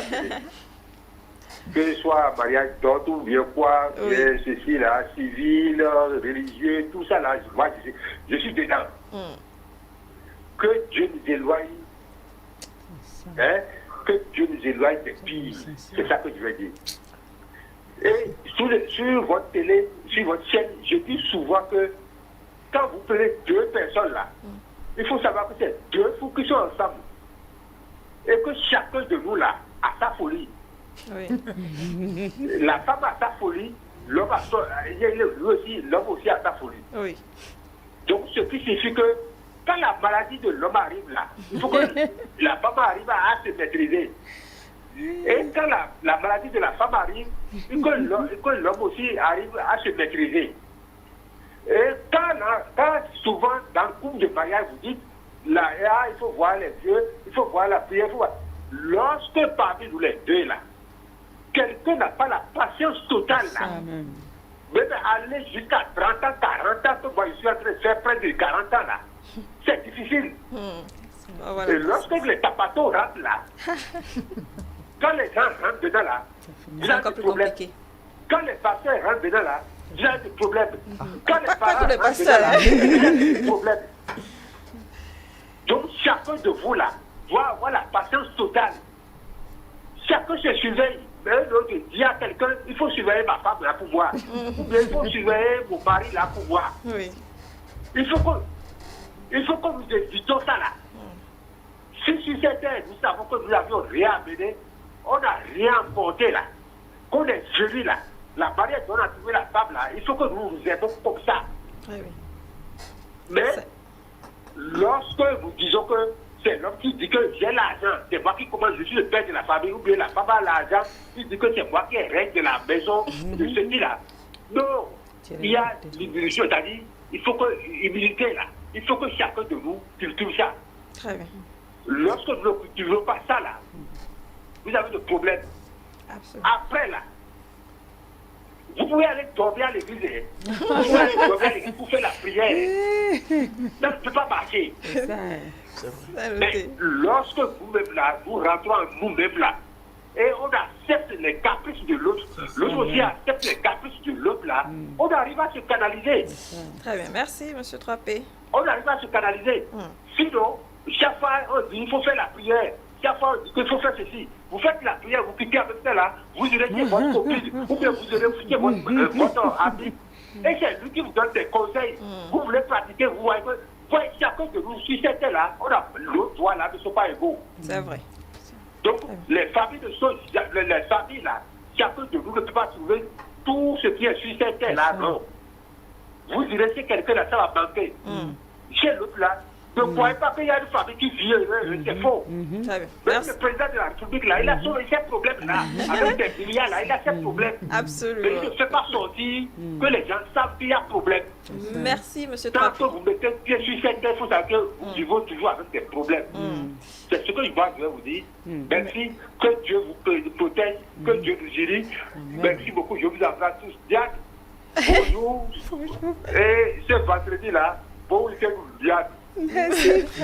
merci, M. 3P. Oui, si vous permettez, je reviens rapidement sur ce que... Il n'avait pas fini ses propos. Oui, très rapidement. Très rapidement. Oui. Ok, je disais tantôt qu'il faut beaucoup prier pour son choix. Comme et que madame a pris peur quand vous lui avez dit... Elle avait pris peur, elle avait pris peur. Elle avait pris peur parce qu'elle-même, de son côté, priait. Elle priait sérieusement pour avoir un homme dans sa vie pour toujours. Et les parents, voilà le rôle, l'accompagner, ils sont accompagnés dans sa prière. Et puis, elle a eu déjà une de ses révélations disant que l'homme serait là dans peu de temps. Donc, quand je suis venu, elle a pris peur. Et je lui ai dit une chose, écoute, madame, tu vas dans la tombe, je suis avec toi. Vous comprenez, c'est très important, la prière pour son choix. Alors, il y a quelque chose aussi que je veux souligner. Vous m'excusez beaucoup. Oui, on va y aller. Et pour que l'on sente que le couple est prêt au mariage, et Madame Diane tout à l'heure a dit quelque chose qui n'est pas du tout 100% sûr. On ne peut pas dire ça. Vous comprenez? Mais tout le reste, c'est des critères. Des critères sur lesquels on peut se baser. Mais je remarque aujourd'hui que les couples mondains sont plus à l'aise que le couple chrétien. Vous m'excusez beaucoup les thèmes. Vous savez pourquoi?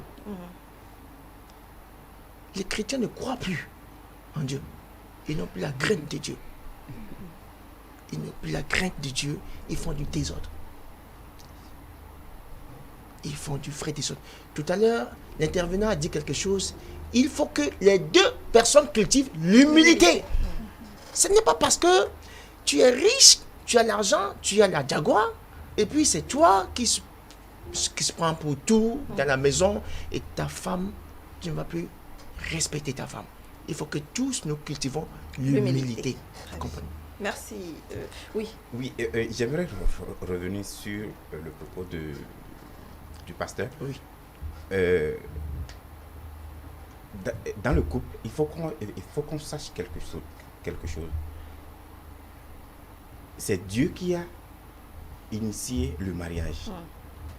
Il est vrai, en dépit des choses techniques que nous avons, des critères que nous avons pour être heureux dans le couple, pour aller au mariage, le central, je dirais que c'est Dieu, parce que c'est lui qui a créé, c'est lui qui connaît la posologie, il connaît comment y aller. Quand vous prenez un produit à la pharmacie, s'il n'y a pas la posologie, vous ne pourrez pas savoir comment l'utiliser. Alors, nous dégageons de la posologie qui est Dieu qui a créé, et nous voulons faire à notre tête. Si nous prenons le produit et que nous l'utilisons sans la posologie, ça veut dire que nous aurons des problèmes. Alors, un instant, je lui dis, allô? Madame, bonjour. Bonjour, comment vous allez? Je vais bien, madame. Oui, bienvenue, monsieur Eugène Voyon. Je voudrais saluer vos invités du plateau. Je regrette l'absence du professeur Amoussa, parce que j'aurais bien voulu entendre quelque chose. Mais j'espère que vos invités me donneront, je dirais, la réponse. Satisfaction. D'accord. Oui. Et même vous, hein, y compris. Écoutez, dites-moi, parce que je suis dans l'embarras, je suis dans un désespoir, je ne sais quel mot utiliser, découragé. Oui, dites-moi. Si on devait demander au conseil à ceux qui sont sur ce plateau, vaut la peine de se marier ou rester célibataires, ils auraient donné quel conseil à leur enfant? Je m'explique, parce que j'ai vu, j'assiste, je constate. En fait, j'ai eu un grandiose mariage et puis à la fin, c'est la cassure. Je ne sais pas si ce sont nos invités au mariage qui, jaloux de l'organisation, vont encore mettre, je ne pose la question. Ensuite, lorsque en fait, vous savez, on peut faire l'étude, comme a dit quelqu'un, 3 ans d'abord d'amitié, et on se connaît, mais on ne finit jamais de se connaître, comme on ne finit jamais d'apprendre. Oui. Et puis, tout arrive, et puis, moi, je suis découragé par ça. Je dirais, lorsque vous voyez dans des ménages, la femme qui fait l'homme, c'est-à-dire l'homme n'est rien, l'homme n'a été rien. Et la femme a mis tout son espoir et a fait de lui quelqu'un aujourd'hui. Et que ce même homme l'a détruit. Et puis séquestre les enfants qu'ils ont eus ensemble. C'est quoi? La femme demande le divorce. Le monsieur passe des alibis. Crée. Madame. Et vice-versa. Ou dans un ménage, c'est la femme qui rose correctement son homme, et ou de moins l'homme aussi rose la femme. Finalement, je ne dirais pas non à cette histoire que c'est Dieu qui donne, c'est Dieu, il faut prier. Mais écoutez, Dieu, il n'est pas pour tout le monde, là. Monsieur Eugène Voyon. Je ne comprends pas. Ou bien, bon, c'est pour ça que j'avais besoin du professeur Amoussa pour me dire lequel des dieux, finalement, il faut s'y mettre pour que... Voilà, d'accord. D'espoir que je voudrais qu'on puisse me permettre de sourire aujourd'hui, vendredi, parce que si je vous dis que j'ai les larmes aux yeux, vous n'allez pas croire, mais j'ai les larmes aux yeux. Ne vous inquiétez pas. Ne vous inquiétez pas, vous aurez le sourire aux lèvres. Suivez-nous jusqu'à la fin. Donc, à tout à l'heure, très rapidement, parce qu'on doit recevoir Nafissa Toui. Pour finir, je dirais que il faut Dieu au centre du mariage. C'est lui qui a créé le mariage. Donc, il faut faire référence à lui. Il est le père par excellence en matière de mariage. Et comme vous disiez tout à l'heure que dans le monde, les gens sont plus heureux dans le couple que les chrétiens. Je dirais simplement parce que dans la chrétienté, il y a certaines personnes, que ce soit hommes ou femmes, mais surtout les femmes, qui pensent que dans le mariage chrétien, on n'a plus besoin, on ne doit pas divorcer. Donc, ils prennent le mariage comme un TF, comme un titre foncier. Et ils font tout ce qu'ils veulent et disent que même si je fais ci, même si je fais ça, c'est à vie. C'est à vie. On ne peut pas divorcer. Alors que de l'autre côté, ils sont conscients que si je fais si, l'homme peut demander le divorce. Donc, je suis assise sur une chaise éjectable. Alors que dans le couple chrétien, c'est toute autre chose. Cela veut dire que les couples chrétiens doivent prendre plus conscience de leur état. Alors, avant de vous laisser descendre, Eloge Bidi, en matière juridique, il y a quand même certaines choses à connaître avant de parler de mariage. Tout à fait. Sur le plan juridique, il faut comprendre que c'est le code des personnes et de la famille qui régit le mariage. Et le mariage, avant d'aller devant l'officier de l'État, il faut, si vous avez la possibilité, il faut passer devant le notaire pour faire un contrat. Lorsque vous faites le contrat entre vous et votre conjoint, et vous décidez ce que vous mettez dans le contrat. Si c'est la communauté des biens, et ce qui veut dire que tout ce que vous mettez dans le contrat, parce que c'est le contrat qui vous engage, qui vous lie, vous dites tous les biens que j'ai eus avant le mariage, et on considère que c'est pour nous deux. Oui. Ou soit, et une fois le mariage fait, les biens que nous aurons acquis, on considère que c'est pour nous deux. Mais si vous n'êtes pas allé devant le notaire pour établir un contrat comme cela se doit, par défaut, la loi dit par défaut, le régime qui vous sera appliqué, c'est le régime de la séparation des biens. Et lorsqu'il y aura de problèmes, là, vos biens vous reviennent comme cela se doit. Mais si vous êtes fautif au tribunal devant le juge peut vous condamner. Alors, une question, ça veut dire que si je me retrouve, disons, seule, veuf ou veuve, c'est-à-dire que si on n'avait pas choisi d'être en communauté ou en séparation de biens, quelle séparation de biens, c'est ça? Je n'ai pas bien compris la question. C'est-à-dire qu'on s'est marié, qu'on est allé au mariage, mais avant, on n'a pas choisi si on devrait être en communauté de biens ou séparation de biens. Et je me retrouve veuf ou veuve. La plupart du temps, c'est des problèmes de discussion, Tout à fait. Oui. Et concernant cela, si vous avez des enfants et que le mari est décédé, vous devenez littéralement héritier de tous les biens de votre époux défunt. Si vous avez des enfants, les enfants héritent. Il n'y a pas question que la famille, que ce soit oncle, que ce soit tante, s'y mixe dans le partage. Donc, si il arrivait que vous devenez vieux, malgré le fait que vous ayez choisi la séparation des biens, vous devenez héritier des biens de l'époux défunt. Très bien. Merci beaucoup. Eloge Bidi, vous êtes juriste. Une phrase pour les amis téléspectateurs. Juste une seule phrase. D'accord. Je dirais que le mariage est quelque chose que nous devons prendre au sérieux. Et le foyer, chacun a une responsabilité dans le foyer. Pour arriver au mariage, il faut la maturité. Si vous n'avez pas la maturité, vous ne pouvez pas aller au mariage. Et dans le mariage, comme on le dit, c'est le foyer. Et le foyer, chacun a un rôle à jouer. Et la femme a un rôle. Excusez. Oui. Et l'homme également a un rôle. Et là, on peut en déduire que quel est le rôle de la femme et quel est le rôle de l'homme. Chacun doit assumer sa responsabilité. Eloge Bidi, merci bien. Vous êtes juriste. Je vous raccompagne.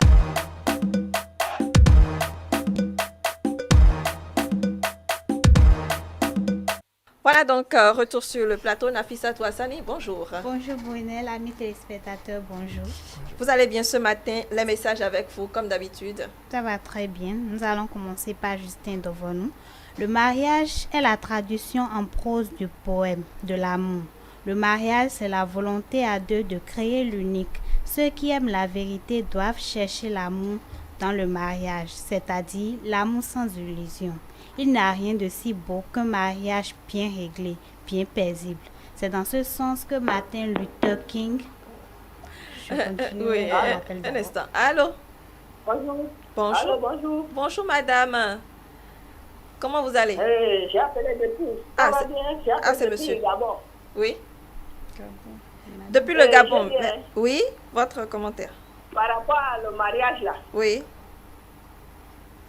Et ton mari, ce que tu n'as pas fait, ton mari a dit que tu fais.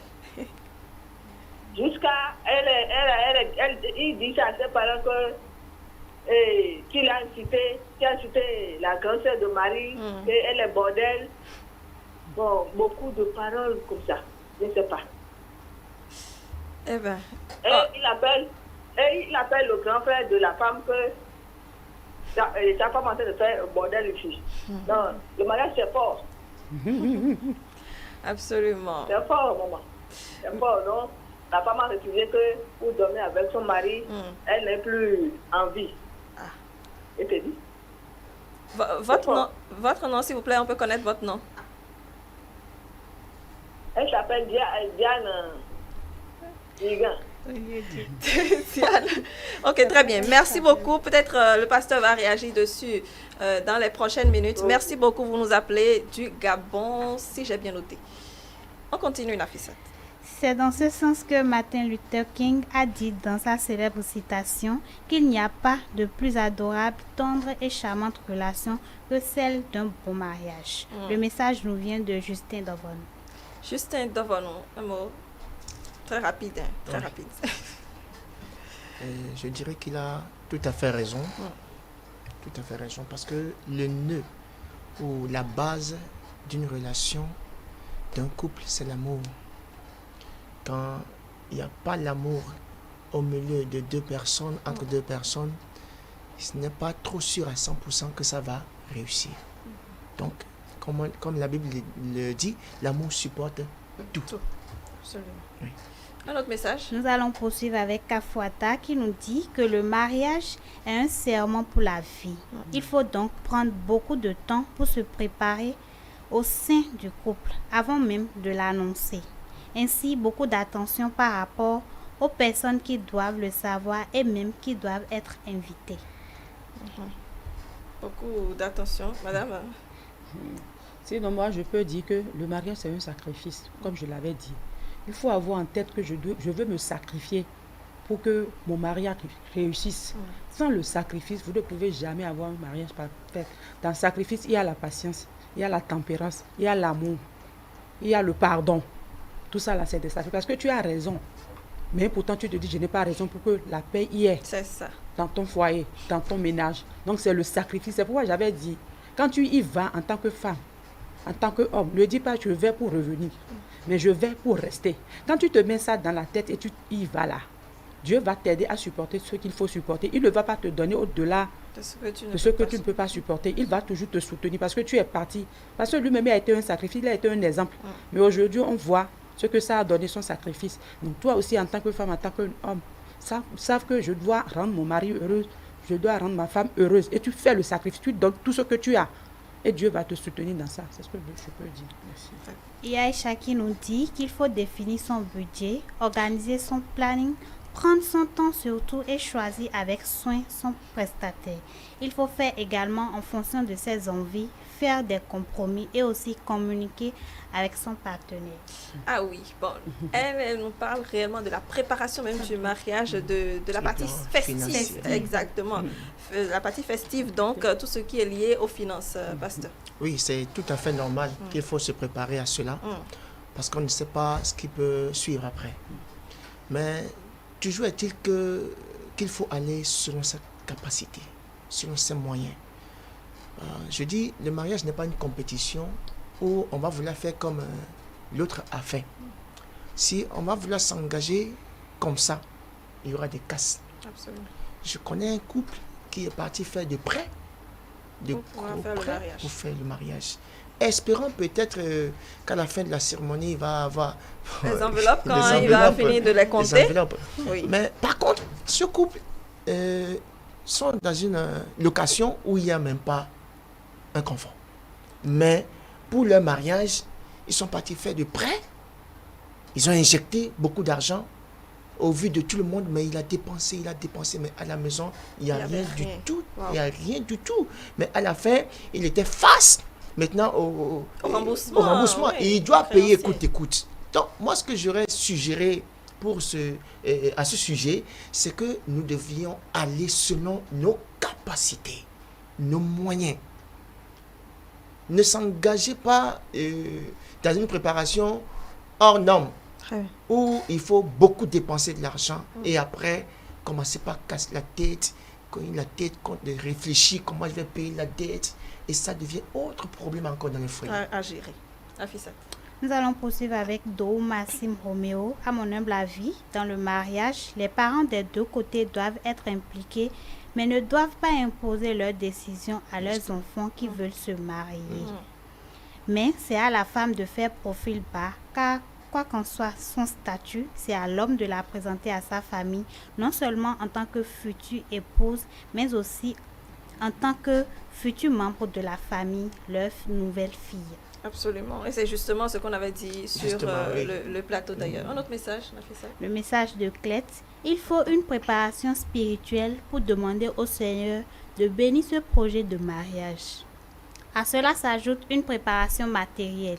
Il s'agit de tout ce dont le couple aura besoin le jour du mariage. Aussi, ne doivent-ils pas avoir une entente dans le couple et dans leurs familles respectives? Préparation spirituelle, comme nous l'avons demandé également. Pour prier, pour que Dieu vous révèle son choix et que vous puissiez l'avoir à vos côtés quand il le faut. Un autre message. Bonjour télé, j'espère que vous vous portez bien ce matin. Je voudrais dire que le mariage est une bonne chose et ne devrait normalement pas être coûteux. C'est aussi le coût qui fait que beaucoup d'hommes n'arrivent pas à aller au mariage, alors qu'il faut l'acte de mariage et non le concubinage ou le célibat jusqu'à 35 ans chez la femme. Mais la dot, qui est le premier mariage chez nous, est-ce qu'il pose un problème? La dot chez nous est très chère, minimum 500 000, alors que difficilement l'homme a épargné à peine 200 000 francs peut-être. Il vit au quotidien. À cause de la dot, il est obligé de reporter son mariage. Ou bien il s'endette pour payer la dot et finalement le couple manque de quoi nourrir dans le foyer. L'homme qui a beaucoup dépensé aussi voit la femme comme sa domestique, son esclave. Il n'y a plus d'amour mais achat de la femme. J'aimerais bien que la dot soit limitée à 200 000 francs maximum pour faire honneur à la femme. Secondo, je déplore le fait que la société africaine insulte la femme non mariée jusqu'à un certain âge. Cette situation fait que beaucoup de jeunes filles prennent le mariage comme un but de vie et ne s'inquiètent que de ça, sans oublier qu'elles supplient le premier venu pour le mariage, pour souffrir seule dans le foyer. C'est déplorable. Le message nous vient de Gloria Agonon. Ah oui, c'est vrai que la femme à un certain âge, on se pose des questions. Oui. C'est quoi? Elle a quel problème, Diane? Exactement, c'est quand on se fie du regard de la société. Parce que tout de suite, quand vous avez un certain âge donné, quelqu'un qui a peut-être même déjà 27 ans, 28 ans dans la famille, on commence pas à se poser de questions. Est-ce que quelqu'un ne te drague pas? Qu'est-ce qui se passe? Tu ne nous présentes encore, tu ne nous as pas présenter quelqu'un pour le moment. Déjà, ça commence dans la maison, dans votre famille. Avant, si c'est déjà comme ça, pensez déjà, regarde, qu'est-ce que les gens sont dehors vont penser. Je pense que c'est normal, c'est naturel. Il faut qu'on se libère de cette pensée. Voilà, c'est naturel parce que dans vous, même chez les parents, commencent pas à se poser de questions. Donc, c'est normal que ceux de dehors peut-être posent des questions et dit peut-être que les gens de dehors de la société ne puissent pas poser de questions. Pourquoi est-ce que vous n'êtes pas mariés? Je pense que c'est impossible, ça peut pas se passer. On doit faire face à la réalité. C'est une réalité sociétale qu'on ne peut vraiment pas changer, mais on peut réagir avec, on peut ne pas prêter attention et évoluer dans sa vie. On continue. Bonjour, le mariage, c'est surtout l'acceptation de l'autre. Quand on vient dans le mariage, c'est pour faire le bonheur de l'autre et c'est pas que le miel, c'est du sucré salé. Donc, il faut prendre du temps pour se connaître, d'où l'importance de la fréquentation. Aujourd'hui, déjà en 2 mois, on se précipite au mariage et c'est pour aboutir au divorce. Le mariage étant une école où on ne finit jamais d'apprendre, donc il faut s'armer de patience et surtout mettre Dieu au centre du foyer. C'est très important pour une vie de couple épanouie. Il faut également mettre l'orgueil de côté. Ce message nous vient de Isabelle Kandaro. Merci à Isabelle Kandaro. Mettre l'orgueil de côté, tout simplement, pasteur, oui. ce sujet. Comme on dit, 2 capitaines ne peuvent pas conduire un seul navire. Vous savez, l'homme a une autorité dans le foyer. Et il revient à la femme aussi d'être soumise. Ça, c'est important. Il revient à la femme d'être soumise. Mais la soumission de la femme ne doit pas pousser l'homme à abuser. C'est ça le problème. Parce que ta femme t'est soumise, cela ne veut pas dire qu'elle devient ton esclave. Il faut un respect mutuel envers ta femme et la femme envers son mari. Donc la soumission est très importante dans le foyer aujourd'hui. Mettre Dieu au centre, c'est la meilleure des choses. Absolument.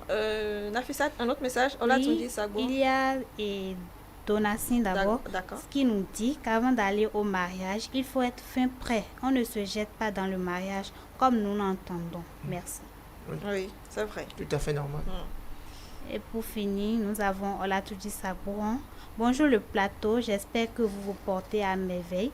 Le mariage n'est pas ce que nous voyons aujourd'hui avec les jeunes. C'est l'engagement de deux personnes matures qui ont pris le temps de se connaître très bien avant de prendre une décision. Quand je parle de la maturité, c'est le comportement que les deux conjoints doivent avoir dans le foyer afin d'avoir un foyer apaisé. En ce qui concerne la préparation, il faut se préparer psychologiquement, moralement, car le mariage, c'est quitter ses parents pour rejoindre son ou sa conjointe, son conjoint, pour être un. Merci et bonne journée à vous. Merci à lui, absolument. C'était un engagement. Et justement, c'est pas ce qu'on observe avec les jeunes. Il a dit, aujourd'hui, c'est la grossesse qui vous fait partir vers le mariage, qui vous fait aller vers le mariage, essentiellement. On rencontre beaucoup de ce genre de problèmes. Et quand tout de suite, la femme rencontre l'homme, j'ai eu à vivre du moins de pareilles choses.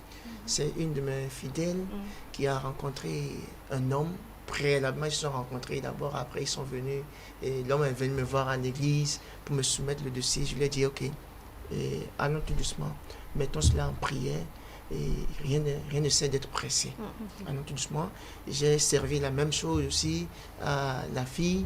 Je dis, prions Dieu. Tu as déjà eu un échec une fois. Maintenant, c'est le second que tu veux encore entamer. Il faut que nous prions afin de savoir si cela est bon ou pas. Il ne faut pas que je ne souhaiterais pas m'impliquer dans une affaire où demain on me dira que c'est moi. Donc, prions. Le zèle montant tellement en eux, mais je ne sais pas ce qui s'est passé. Ils sont disparus de l'église. Ils sont disparus complètement de l'église. Et quelques mois après, j'ai appris que ils se sont mariés. Tant mieux. L'essentiel, c'est que ça marche. Ils ont choisi. Mais en réalité, ce n'est pas la bonne méthode. Parce qu'on ne peut pas voir quelqu'un aujourd'hui et une semaine après planifier le mariage avec la personne. C'est archi faux. On ne sait pas, on ne connaît pas la personne, on ne maîtrise pas la personne et puis on s'engage à vie avec la personne. Donc, on accepte les conséquences. Absolument. À cet effet.